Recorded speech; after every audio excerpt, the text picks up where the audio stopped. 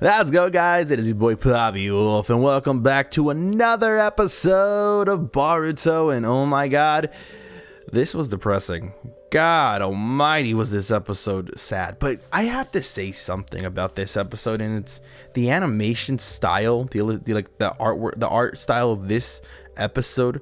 It's immaculate how this show has done 3 different styles in the past 8 episodes. Resonance, which is episode 189, I believe, was some of the most fluid animation I've ever seen. It was amazing. It was dope to see. We've seen that same animation for the fights with Momoshiki and Urashiki. Something else that we did see that I did like. I mean, we have that standard animation that's it's good, and then we have this animation. This was very focused on creating this dark and almost morbid look into the Naruto universe, and it's something that I don't believe we've seen since which one is the Sand Ninja filler arc, where they go into the Moon Prince and all that. It had a whole filler arc. I had a movie. I don't know if you guys remember that, but that animation was an interesting take, and I think this one closely resembles it, where it's almost too human looking, but it captures that level of eeriness and morbidness to it. So before we start the episode, because I took a vacation, I'm going to do this video not with I normally do it with videos, and I use clips from the show, and then I go back to my avatar, but I think I'm just gonna probably be doing the avatar and what do you call it, the pictures of this episode, only because I have a lot of work I need to catch up on. I still need to do my Dr. Stone video. That should be uploaded by the time this is uploaded. I have a lot of stuff I need to catch back up on, so be aware that this way of doing things is only going to be for these episodes. Next episodes, we're going to start using the clips again, and we're start doing things the way we normally do, but bear with me, please. It's the least you can do. All right. But this episode, man, to start it off, we just jump right into Kawaki's entire background story, and it is depressing. It is depressing to say the least. Kawaki is just a man working hard. Even not a man, he's a child, literally doing some of the most strenuous labor, pushing himself every day just to get a little bit of sake, just so he can satisfy his dad's gluttony for it. And his dad constantly abuses him, beats him, and takes out all his pain out on him. It's horrific, and it's sad to see that there's people who see this and they still don't do anything about it. They're just oh, well, it is what it is. I mean, what are we gonna do? Tell him don't hit his kid? It's tragic that this is what we're seeing for Kawaki's background story. I mean, of course we knew he was tortured and pushed and reorganized by Jigen and Amato, but for this is his childhood. This is him. This is the very thing that he had to deal with. It's no wonder Kawaki cannot trust a single soul. It's no wonder why he's been led to believe that he's really nothing, and he has to survive no matter what it takes or what it costs him. He sees this goldfish stand, and he's just mesmerized by it. And the goldfish keeper lets him know that there's a cool little festival going on, and he should go. And then one of the guys, one of the merchants, or at least the person who pays him for the firewood, tells him, hey, that kid is he's not in the best environment. His dad beats him constantly. He gives him the whole spiel. He tells him the whole chisme. And Kawaki just goes on with his day, brings half a bottle of sake. He gets allowed to eat for the day, only to be caught with a flyer, and then bam, guess what, no dinner. It's so sad seeing him being pushed, and he just accepts his fate. And most through this entirety of the episode, he keeps fantasizing about the goldfish, the fact that the goldfish are an analogy for him. If he jumps out of the fishbowl, he dies. They used to represent luck.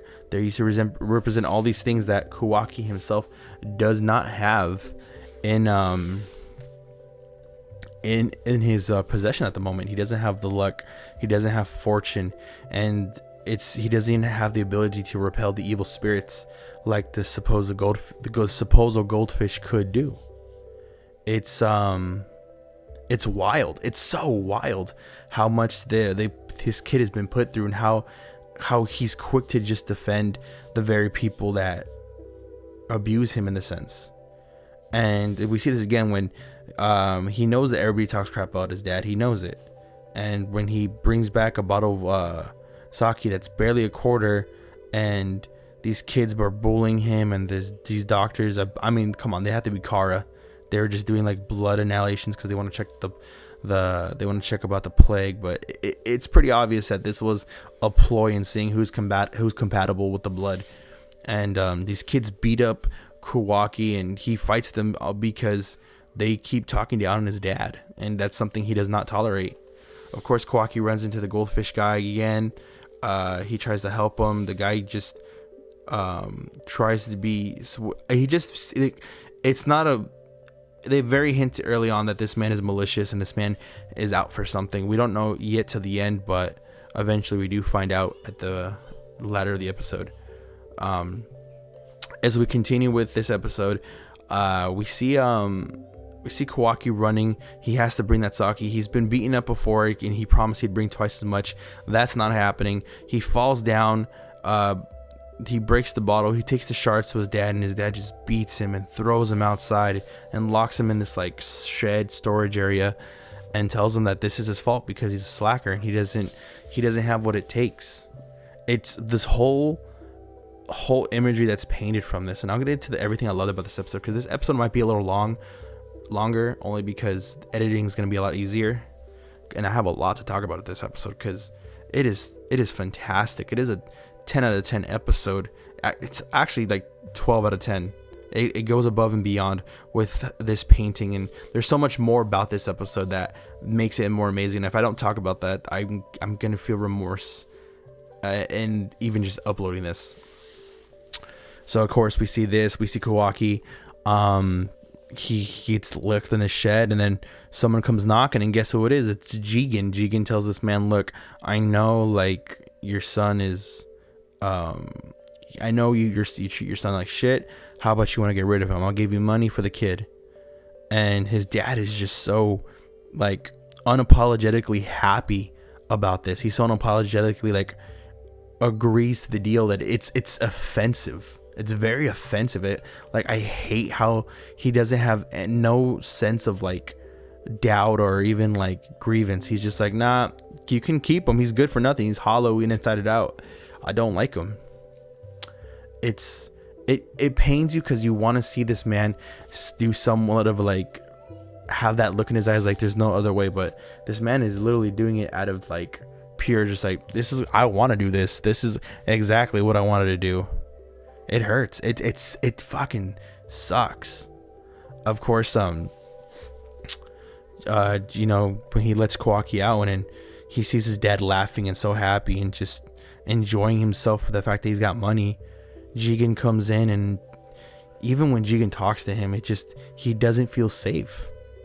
Eventually, when he's walking him towards the exit of the village, they run into the goldfish guy, who happens to be a human trafficker as well, and he tells Jigen that, yo, like, we're in the same business, you better give me the kid because I'm about to sell him for the highest price. Of course, he tells Kawaki to leave, but if Kawaki's leaving, he still sees the goldfish. And I love that the animation like really makes these goldfish like pop out on the screen. They just look so radiant, they look so beautiful, and it looks so hopeful. And I think that's like our way of seeing through Kawaki's eyes his own hopes, his own wants, his want to feel free, and his want to like just swim away and find a new home or find a new bowl in that sense. So eventually Jigen comes back, takes him, and then he takes him back to a model in the lab, and he tells him that he's part of his children. And he has this weird Orochimaru creepy talk about being father and son, and how like once they're truly like father and son, he's gonna give him a special gift. Of course that has to be the karma mark, the karma seal, but it's just so malicious. And I think like the look on Kawaki's face, that like it is just, he knows that this isn't safe. The episode ends with Kawaki waking up, seeing Shikamaru, Konohamaru, and Naruto. And I think the most wholesome part of this is how warm they make his wake up to Naruto is. It just reminds me of when like Naruto would, and I don't know if you guys have watched the movie what is it, Roto Ninja, where he says, I just wish somebody was home and would say like he says like, I wish somebody would say welcome home when I came in. And even like the same look he gave him is the same look that a kid Naruto even looked at Boruto when he said, but you love your dad, right? And he gives him that same look, like this warmth, this bewilderment of like, dang, it must be nice. Or I know, like he just offers that like security, like just with that look of like, you're in a good place, you're safe. And the sweetest part about it is you believe it when you look at Naruto's face. The animation for that little like head nod and the smile, you believe it. And I get it, believe it, but it's just so impactful. Yeah, like I said, this episode is gonna be long, bro. I got a lot to talk about. The animation for this anime, it dwindled on some parts, I would say, but I think it was supposed to, because I think it was supposed to highlight the majesticness of the goldfish and like the fluidity of it, and the actual like eeriness and like grittiness that comes with Kawaki, his dry lips, his malnourished body, his father's like grotesque kind of, like everything about it, like the animated, I feel like the animation really highlighted the main points in this episode. And it doesn't, like, I couldn't even say you feel safe, you just feel like it just translates so well with the content, and it translates so well that you can't help but feeling very emotional just based off of this episode. Another thing I really love is the music that they use for Kawaki as he's cutting down, he's walking back up to that house. It is so similar to Sadness and Sorrow when, Naruto's by himself, or like Naruto's like sad music when he was like ostracized from the people of the village. Like it is so parallel, like how him and Naruto both have this kind of like reluctant, like kind of hermit kind of like, oh man, what's the word I'm looking for, but very shut-ins, and like they've been ostracized. And it is just so impactful. It's so nice to see that comparison, because they hit you in the nostalgia. Even like the Kawaki's sad music resembles to a degree Naruto's, and I think they're really highlighting the fact that he's going to be, in a sense, like more close to Naruto, because Naruto's gonna be the one who breaks through that shield, breaks through that wall. Why did I say shield?